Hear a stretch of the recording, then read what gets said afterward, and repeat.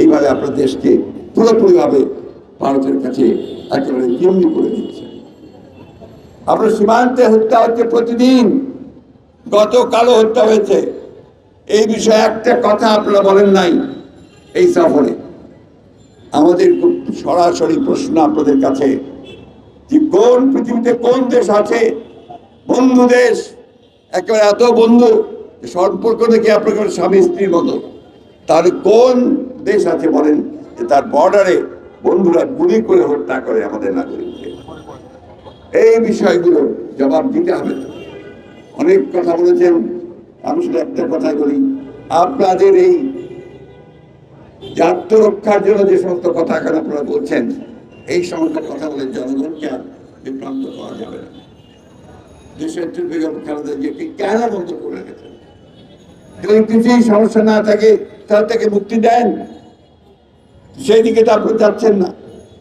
এটাও বলেছি আমরা যে আমরা তো এই ক্ষমতায় যেতে চাই না, আমরা শুনতে গেলে জনগণের যেটা চাওয়া, আমরা একটা আজকে দেশের বেগম খালেদা জিয়ার গণতন্ত্র, এ দুটো সিনোনিমাস এক, এটাকে পার্থক্য করা যাবে না।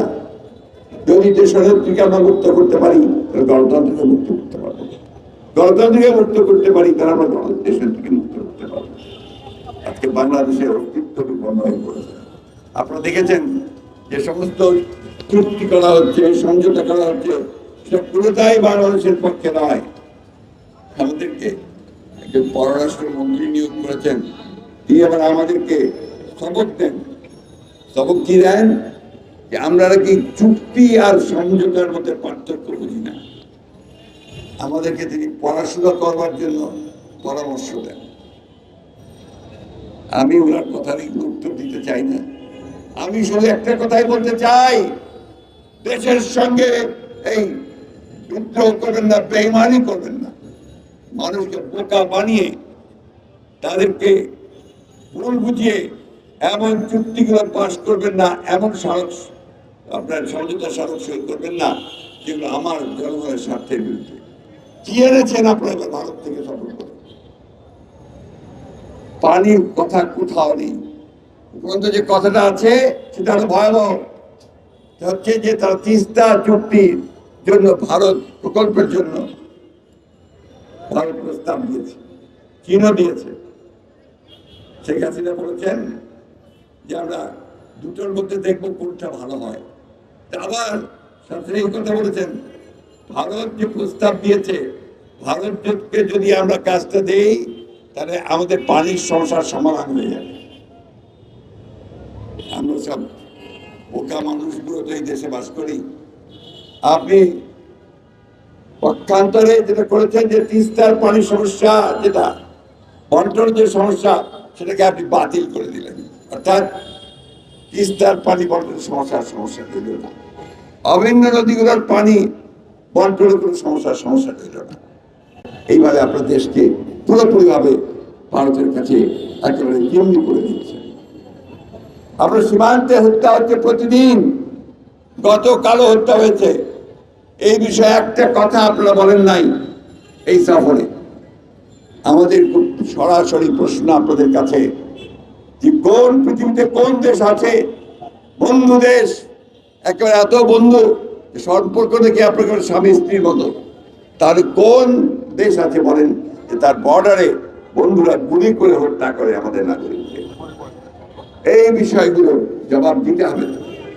অনেক কথা বলেছেন, আমি শুধু একটা কথাই বলি, আপনাদের এই আত্মরক্ষার জন্য যে সমস্ত কথা এখন আপনারা বলছেন, এই সমস্ত কথা বলে জনগণকে আর বিভ্রান্ত করা যাবে না। দেশের বেগম খালেদা জিয়াকে কেন বন্ধ করে রেখেছেন? যদি কিছুই সমস্যা না থাকে তাহলে তাকে মুক্তি দেন, সেই দিকে তো আপনি যাচ্ছেন না। এটাও বলেছি আমরা যে আমরা তো এই ক্ষমতায় যেতে চাই না, আমরা শুনতে গেলে জনগণের যেটা চাওয়া, আমরা একটা অবাধ নিরপেক্ষ নির্বাচন চাই। সেই নির্বাচনের ব্যবস্থা করেন, তাহলে তো কোনো সমস্যা থাকবে না। যারা আসবে তারা তাদেরকেই বরণ করে নেব, ফুলের মালা দেব।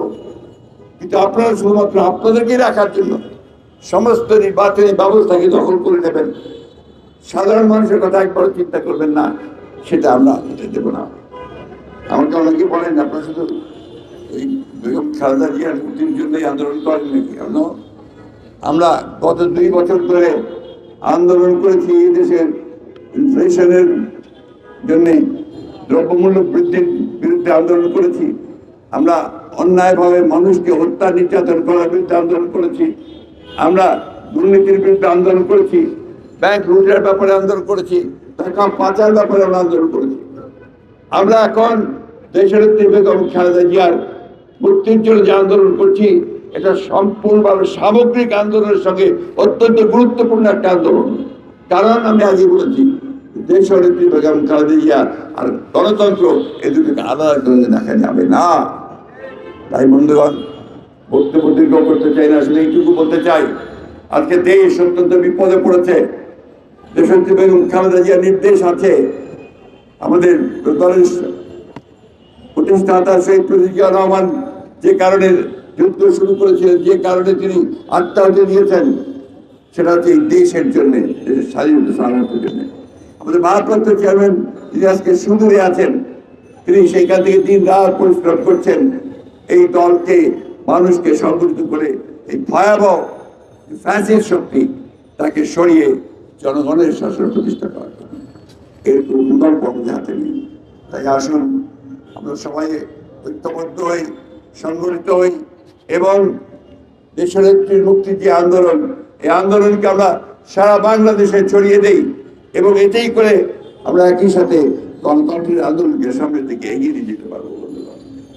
আসুন, আমি সকলকে আহ্বান জানাচ্ছি, এটা শুধু বিএনপির আন্দোলন হওয়া উচিত নয়, এই আন্দোলনটা সমগ্র দেশের মানুষের। তাই সকল দল মত নির্বিশেষে সকলের কাছে আহ্বান জানাবো, এই অন্যায়ের বিরুদ্ধে দেশের থেকে যেভাবে হত্যার উদ্দেশ্যে তাকে আটক করে রাখা হয়েছে, তার মুক্তির জন্য আপনারা সবাই কথা বলুন, সোচ্চার হন, আন্দোলনের শরীক হন।